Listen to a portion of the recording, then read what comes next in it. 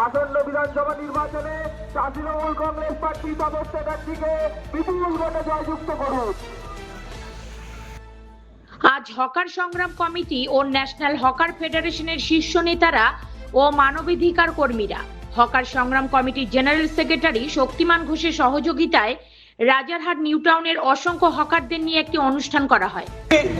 তাপস চ্যাটার্জির পক্ষে আমরা প্রচারে বেরিয়েছি এবং সভা করছি। আপনারা জানেন, গত কয়েকদিন ধরে আপনারা সংবাদপত্র দেখেছেন, ভারতবর্ষের প্রধানমন্ত্রী এবং অমিত শাহ পশ্চিম বাংলায় ডেরা গেছে বসে আছেন এবং তারা যে ভাষায় কথা বলছেন পশ্চিম বাংলার মানুষের কে ভীত সন্তুষ্ট করার চেষ্টা করছেন। পশ্চিম বাংলার সংস্কৃতি, পশ্চিম বাংলার ইতিহাস, পশ্চিম বাংলার ভাষা তাকে নিয়ে বিরূপ করছেন। আজকে গোটা ভারতবর্ষে তাদের রাজ্যে কি ঘটছে আমরা আজকে ইন্টারনেটের মাধ্যমে সবাই দেখতে পাচ্ছি। যেন মনে হচ্ছে ইউপি শান্তিতে আছেন, বিহার শান্তিতে আছেন, মধ্যপ্রদেশ শান্তিতে আছেন।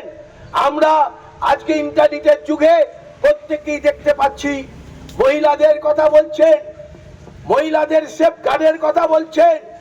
আজকেও বর্তমান কাগজের হেডিং যে কিশোরীকে কিভাবে ধর্ষণ করেছেন, প্রতিদিন ইউপিতে যা ঘটছে, বিহারে যা ঘটছে। আজকে পশ্চিম বাংলায় এসছেন মহিলাদের সম্মানকে রক্ষা করার জন্য। আজকে আমরা মনে করি ভারতবর্ষকে ক্ষমতায় এসে যেভাবে ভারতবর্ষকে বিক্রি করেছেন, ভারতবর্ষের আপনারা জানেন 4 জন গুজরাটি, 2 জন গুজরাটি মোদী অমিত শাহ ভারতবর্ষকে বেচছেন। তাদেরই 2 বন্ধু, 2 গুজরাটি আদানি আম্বানি কিনছেন, অর্থাৎ ভারতবর্ষকে বিক্রি করছেন। গুজরাটি কিনছে গুজরাটি। আজকে ভারতবর্ষের অর্থনীতিকে যে জায়গায় নিয়ে গেছে, দারিদ্রতায় ভারতবর্ষ বাংলাদেশ, পাকিস্তান, শ্রীলঙ্কার থেকে নিচে, মানে উপরে, সেই দিক থেকে তারা প্রচার করেন ভারতবর্ষ এগোচ্ছেন। আমরা মিলিয়নারে বিলিয়নারে, ভারতবর্ষ পৃথিবীর 2 নম্বর। কখনো বলে না যে ভারতবর্ষে কত মানুষ গরিব ভুভুক্কা। 80 কোটি মানুষকে রেশন দিতে হচ্ছে বিনা পয়সায়। দেশ যদি এগোয় 140 কোটি মানুষের দেশ, তার মধ্যে 80 কোটি মানুষকে বিনা পয়সায় রেশন দিতে হয়। কারণ ভারতবর্ষটা এগোচ্ছে না, কিছু মানুষের হাতে ভারতবর্ষের সম্পত্তি যাচ্ছে। আপনারা অবাক হবেন, আমরা হকার ভাই আছি, আমাদের আদানি বা আম্বানির 1 মিনিটের রোজগার 1.5 কোটি টাকা। আমার কথা নয়, সরকারের রিপোর্ট, 1.5 কোটি টাকা। আমাদের হকার ভাইরা সারা জীবন রোজগার করেও 1.5 কোটি রোজগার করতে পারেন না। এই যে ইনইকুয়ালিটি, বৈষম্য, এই বৈষম্য বেড়েছে মোদির আমলে। যা যা বলেছে তার একটা কথাও আজ পর্যন্ত সত্য হয়নি। 15 লক্ষ টাকা আপনার অ্যাকাউন্টে আসবে, 2 কোটি মানুষের চাকরি হবে, 50 দিন সময় দিন মাত্র, আমি ভারতবর্ষকে কি করে দেবো, সোনার ভারতবর্ষ হবে। 50 দিন সময় চেয়েছিল, গালাগালি করেছিল সোনিয়া গান্ধী মনমোহন সিংকে, ডলারের দাম কেন বাড়ছে। 50 টাকার ডলার আজকে 100 টাকায় পরিণত হয়েছে।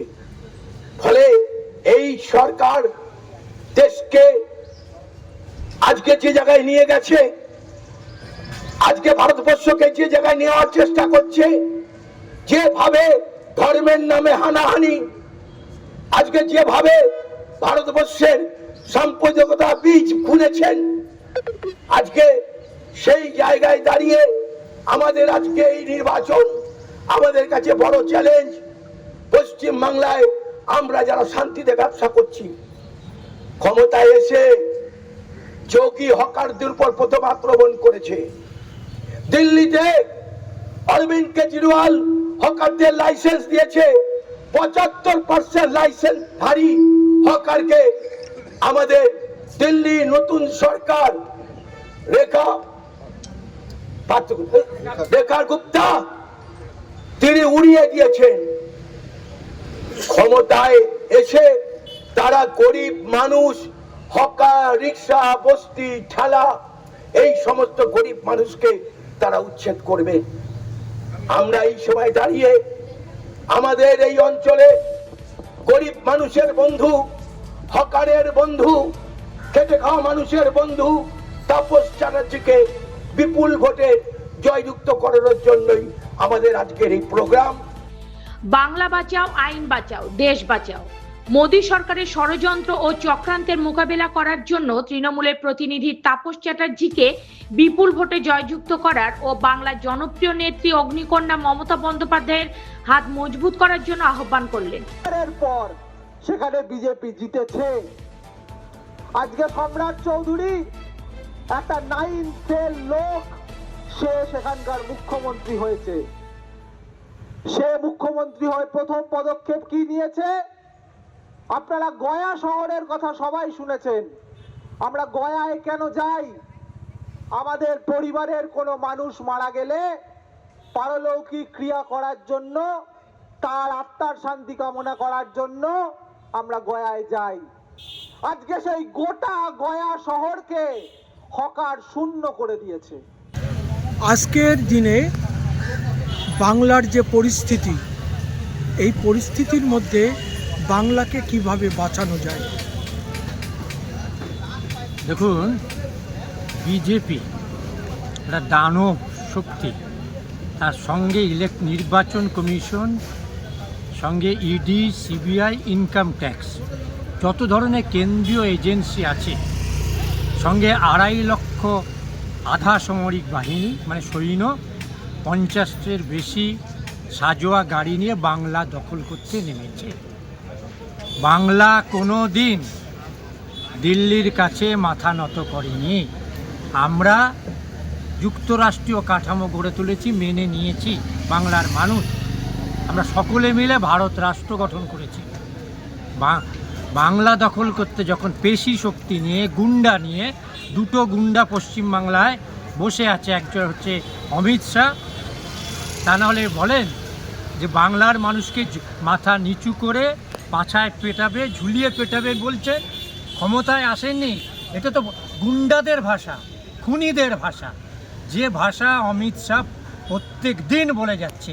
বাংলার মানুষকে ওরা নাকি ঝুলিয়ে পেটাবে। করণীয় কি?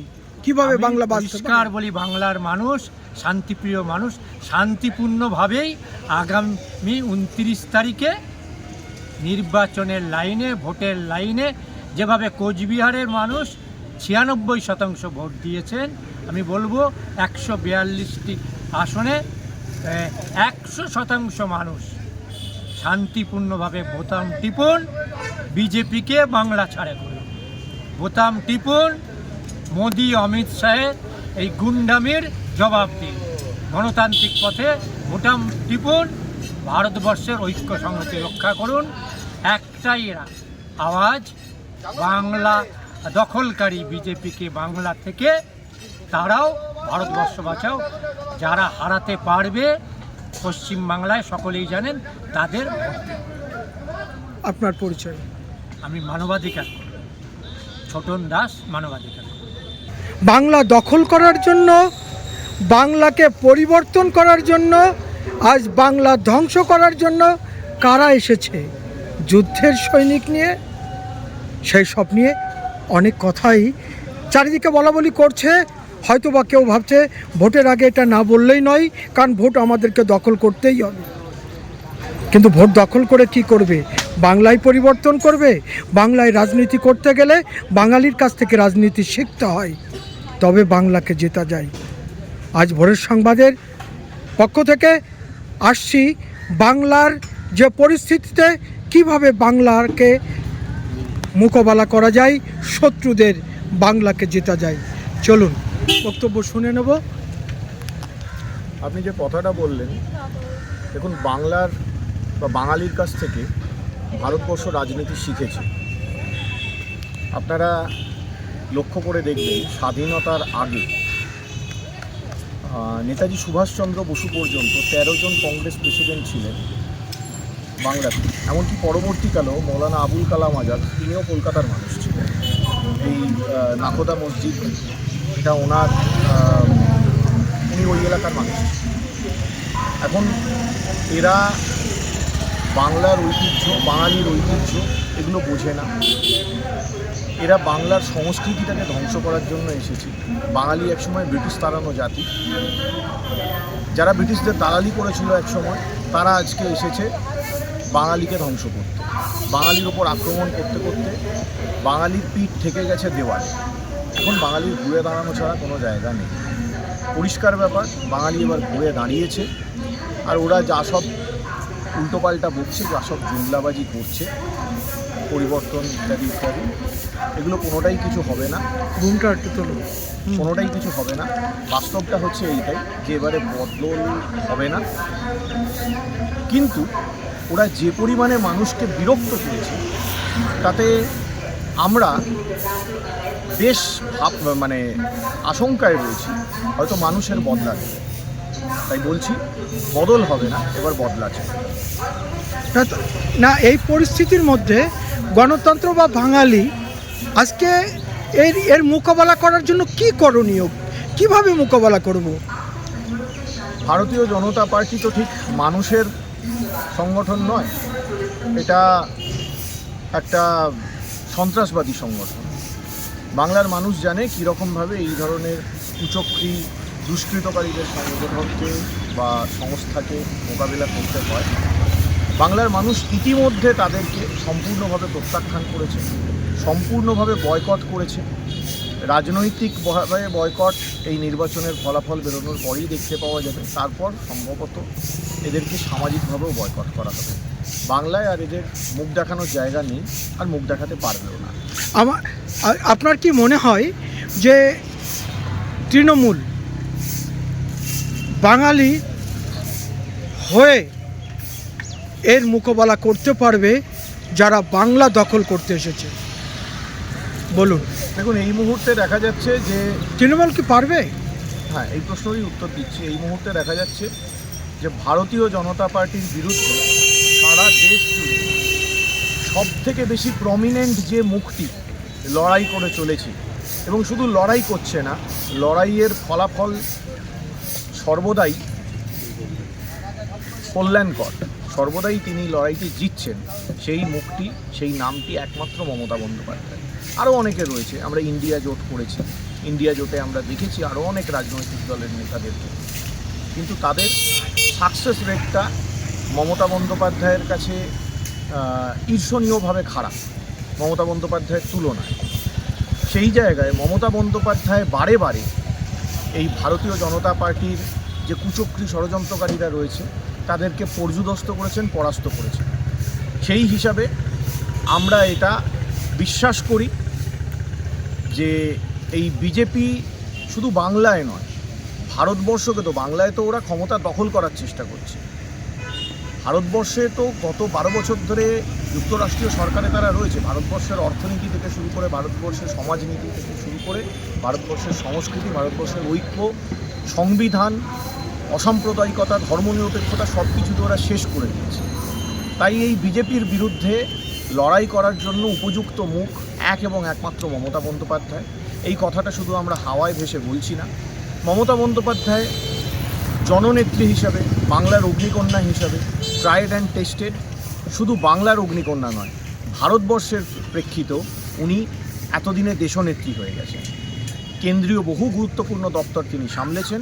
এছাড়াও কেন্দ্রীয় স্তরেও বহু রাজনৈতিক আন্দোলনেতে তাকে নেতৃত্ব দিতে দেখা গেছে, এবং সারা ভারতের মানুষ আজকে তাকে এই বিজেপির নরখাদকদের বিরুদ্ধে মুক্তির দূত হিসাবে দেখছে। তাই আমরা বিশ্বাস করি বাংলাতেও তিনি যেমন পথ দেখাচ্ছেন, আগামী দিনে ভারতবর্ষকেও তিনি পথ দেখাবেন। ন্যাচারালি বাংলা মমতা বন্দ্যোপাধ্যায়ের নেতৃত্বেই এই বিজেপির যে আক্রমণ, এই বিজেপির যে আগ্রাসন, সেই আগ্রাসনকে রুখে দেবে শুধু নয়, আমরা এই আগ্রাসনকে নির্মূল করতে চাই। ধন্যবাদ। আপনার পরিচয়টা? আমার নাম রাজীব কান্তি রায়। জানতে দেখতে নজর রাখুন ভোরের সংবাদ নিউজের পর্দায়। সঙ্গে থাকুন, সঙ্গে রাখুন। রিপোর্ট নিজস্ব প্রতিনিধি, ভোরের সংবাদ।